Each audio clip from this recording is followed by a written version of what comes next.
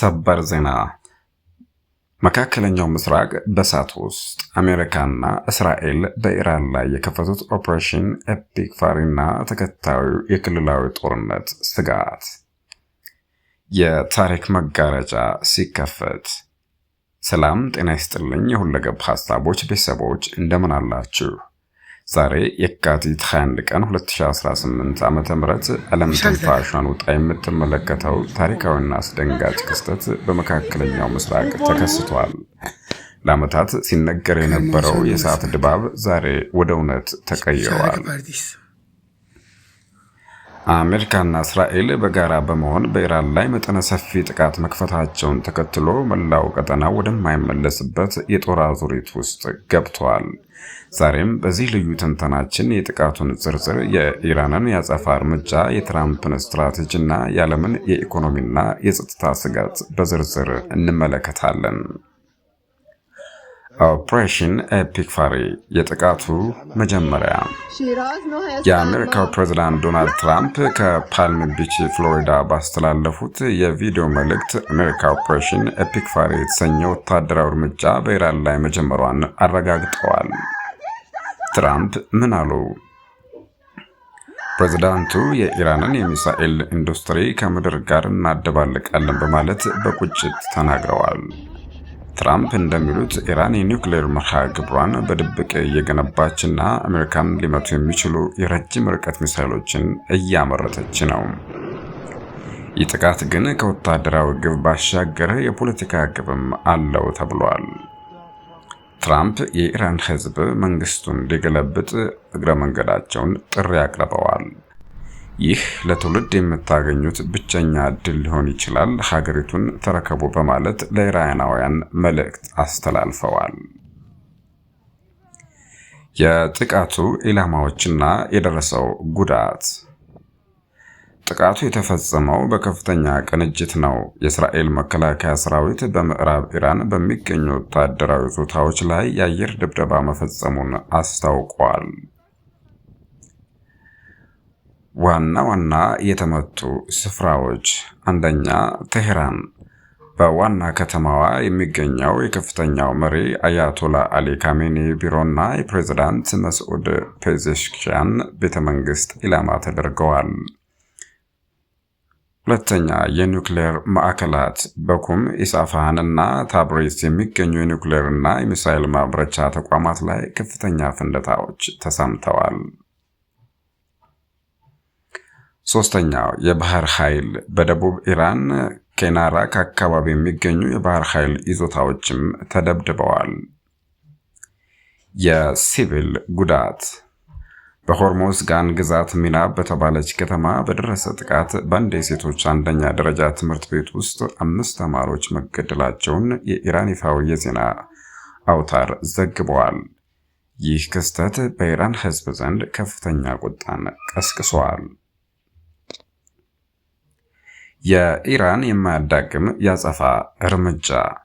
ኢራን ለጥቃቱ ምላሽ ለመስጠት ደቂቃዎች እንኳን አልፈጀባትም።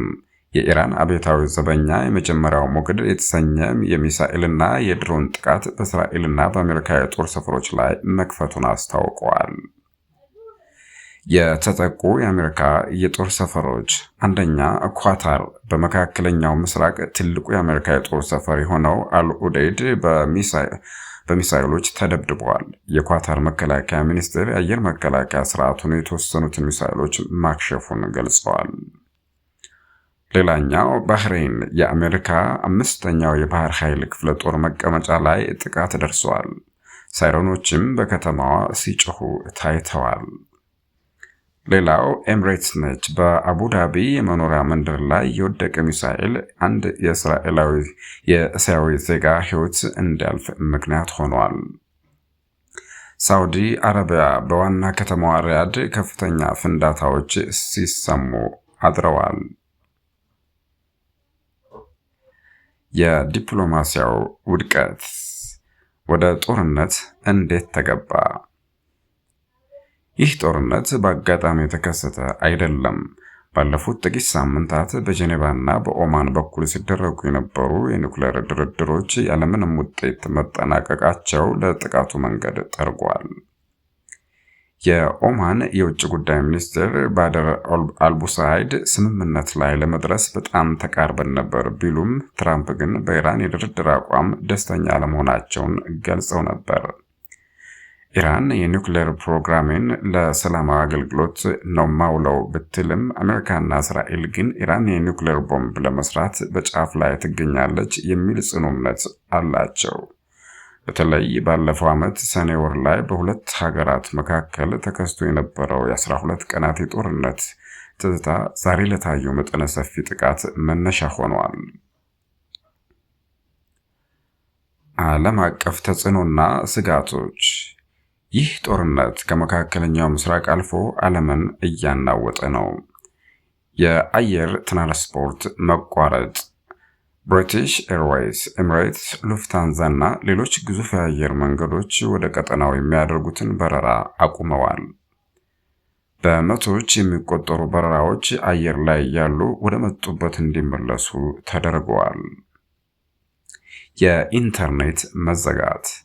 በኢራን ውስጥ ኔት ብሎክስ የተባለው ተቋም እንደገለጸው የኢንተርኔት አገልግሎት ሙሉ በሙሉ ተቋርጧል። ይህም መንግስት መረጃዎችን ለመቆጣጠርና የተቃውሞ እንቅስቃሴዎችን ለመግታት የተጠቀመበት ዘዴ እንደሆነ ይታመናል።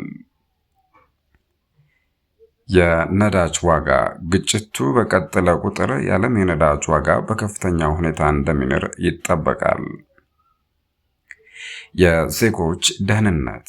ፓኪስታን ዜጎቿ ወደ ኢራን እንዳይጓዙ ያስጠነቀቀች ሲሆን ብሪታንያም አስቸኳይ የኮብራ ስብሰባ ጠርታ የዜጎቿን ደህንነት ለማስጠበቅ እየሰራች ነው። ማጠቃለያ። ወደፊት ምን ይጠበቃል? አሁን ላይ ትልቁ ጥያቄ ጦርነቱ እስከየት ይዘልቃል የሚለው ነው። አሜሪካ የአገዛዝ ለውጥ ትፈልጋለች፣ ኢራን ደግሞ ህልውናዬን አሳልፌ አልሰጥም በማለት በክልሉ ያሉትን አጋሮቿን አስተባብራ ያጸፋ ጥቃቱን ልታሰፋ ትችላለች። የእስራኤል ህዝብ ቦምብ መጠለያዎች ውስጥ ሆኖ መንግስቱን እየተቸ ነው። ለስልጣናቸው ሲሉ እኛን መለዋወጫ እያደረጉን ነው የሚሉ ድምጾች በቴል አቪቭ ጎዳናዎች ላይ እየተሰሙ ነው። በሌላ በኩል የሳውዲ አረቢያ፣ የኳታርና የኦማን መሪዎች ግጭቱ ወደ እነሱ እንዳይዞር ከፍተኛ ስጋት ውስጥ ናቸው።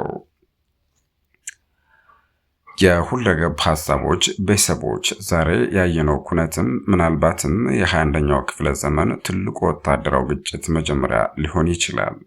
የኢራን መዳከም ወይስ የመካከለኛው ምስራቅ መቃጠል?